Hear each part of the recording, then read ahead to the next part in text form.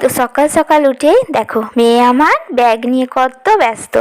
তো একজন সন্তান যখন কথা বলতে না পারে, কোনো কিছু স্পষ্ট করে বুঝিয়ে না বলতে পারে, তবুও দেখো বইয়ের প্রতি কত ভালোবাসা। তো বোঝে না যে কি পড়তে হয়, কিভাবে পড়তে হয়, কিন্তু দেখো তবুও বইয়ের ব্যাগে কত ভালোবাসা। আর বই মানে ওর খুব প্রিয় জিনিস একটা। তো আমি মা হয়ে আমার অনেক আনন্দ হওয়ার কথা বলো। তো দেখো মেয়ে তো বইয়ের ব্যাগটা কত সুন্দর তুলে নিল। আর আগে কিন্তু এটা পারতো না, যে আমার যে জিনিসটা চাই সেটাকে আমাকে নিচে থেকে তুলে নিতে হবে, আর সেটা কোথায় নিয়ে যাব সেটাও এখন বুঝতে শিখেছে। তো দেখো নিজে নিজেই কত সুন্দর বইটা যতবার ব্যাগটা পড়ে গেল কিন্তু নিজেই তুলেছিল। আমি বলছিলাম অবশ্য বারবার, তো তুলে নিয়ে এসে তারপর দেখো কত সুন্দর বসে নিল।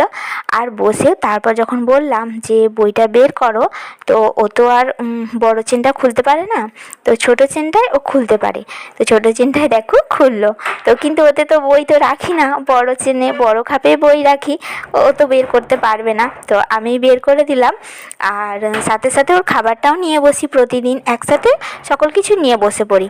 তো খাবারটা গুলে নিলাম, ওকে ছাতু খাইয়েছিলাম। আর দেখো কত ভালোবেসে বইকে ব্যাগে জড়িয়ে ধরেছে দেখো।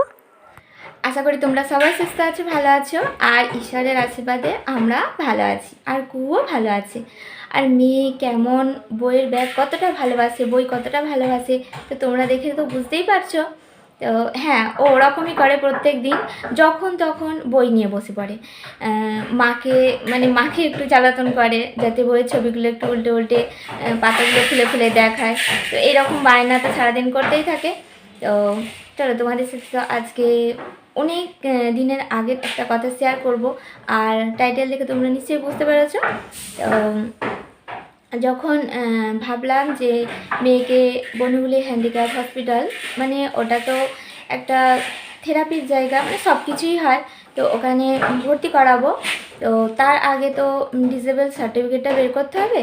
তো আমরা তার আগেই করে নিয়েছিলাম।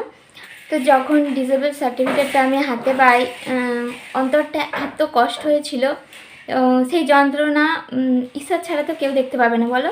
তো সত্যি বলছি, ওই জায়গায় দাঁড়িয়ে আমার ভেতরটাই শুধু কেঁদেছিল, অন্তরটাই শুধু কেঁদেছিল, চোখ থেকে একটুও জল পড়েনি।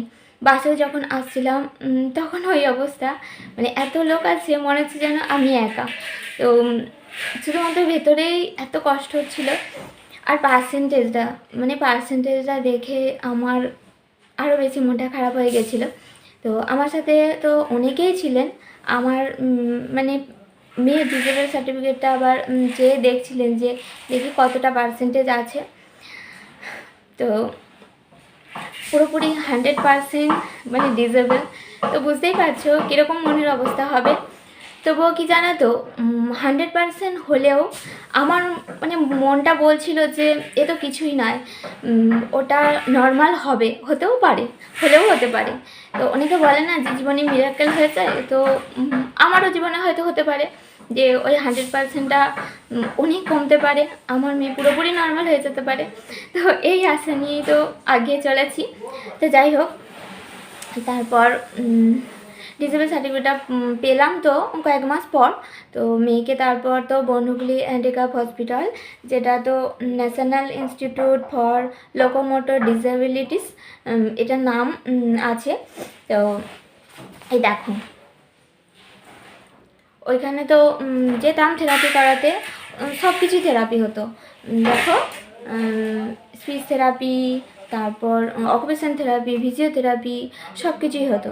তো এখন তো যেতে পারছি না, তাছাড়া খুব গরমটাও, যাবো কয়েকদিন পর। তো ওই ডিসেবল সার্টিফিকেটটা যখন হাতে পেলাম তখন মনের অবস্থাটা কীরকম ছিল তোমাদের সাথে একটু শেয়ার করলাম। তো মেয়ে তো এখন কী করতে পারছে তোমরা দেখতেই পাচ্ছ। আর সত্যি বলছি, তখন তো এ দেখো সার্টিফিকেটটা,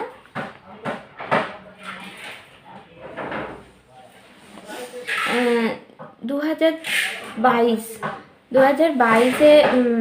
এটা হয়েছিল। তো তখন যে অবস্থায় ছিল মেয়ে, কিছুই করতে পারতো না, হাঁটতে পারতো কিন্তু সেরকম তো না, মানে বলতে পারো নাই।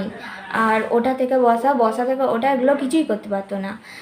যেরকম আজকে ব্যাগটা তুলে নিতে পারলো, একদম কোমর ভাঁজ করে নিচু হয়ে, ওগুলো কিছুই পারতো না। আর খাওয়া তো দূরের কথা, কোনো কিছুই হাতে করে তুলতে পারতো না।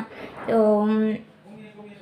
এই তোমাদের সাথে এখন তো ডেলি স্ট্রাগল শেয়ার করছি, আর কতটা ইমপ্রুভ হচ্ছে সেটাও তো শেয়ার করছি। আর তোমরা কে কী মনে করছো তো অবশ্যই কমেন্ট করে জানিও। আর আমার যে রিয়েল লাইফ, আমার যে ডেলি স্ট্রাগল, সেটা তো তোমাদের সাথে সর্বক্ষণ মানে প্রত্যেকটা মুহূর্ত আমি তো শেয়ার করছি, মেয়ের কী কী ইমপ্রুভ হচ্ছে। আর সকলে কিন্তু ঈশ্বরের আশীর্বাদ ছাড়া কোনো কিছুই হতো না। তো আমাকে যে ধৈর্য যে আমাকে দিয়েছে, সেটাও কিন্তু কি ঈশ্বরেরই দেওয়া। তো উনি যদি না দিতেন, আমি কি পারতাম এত ধৈর্য ধরে থাকতে? যে 100% মানে ডিজেবল, তা নিয়েও কি লড়াই করে চলেছি যে একদিন কি মেয়ে সুস্থ হবে, ও নর্মাল হবে, ও আর 5টা বাচ্চার মতো খেলাধুলা করবে, ছুটবে, আমাদের সাথে কথা বলবে। অবশ্যই বলবে, অবশ্যই বলতে তো হবেই, তো ঈশ্বর তো আছেনই। আর আমার প্রভুকে তোমাদের সাথে তো শেয়ার করেছি, আর পরেও অনেক শেয়ার করব। তো আমরা তো এখন অনেক সুস্থ আছি, ভালো আছি। আশা করি তোমরাও ঈশ্বরের আশীর্বাদ পাও। ঈশ্বরের আশীর্বাদে তোমাদেরও যাদের যাদের সমস্যা আছে, অসুস্থতা আছে, তারাও যেন সুস্থ সুন্দর হয়ে ওঠো। তো আশা করি তোমরা ভিডিওটা অনেক লাইক, কমেন্ট আর অনেক অনেক করে শেয়ার করবে। তোমরা সবাই সুস্থ থেকো, ভালো থেকো। সবার আগে তো ঈশ্বরের কাছে এটা সব সময় প্রার্থনা করি, সব সন্তান সুস্থ থাকুক, ভালো থাকুক। তো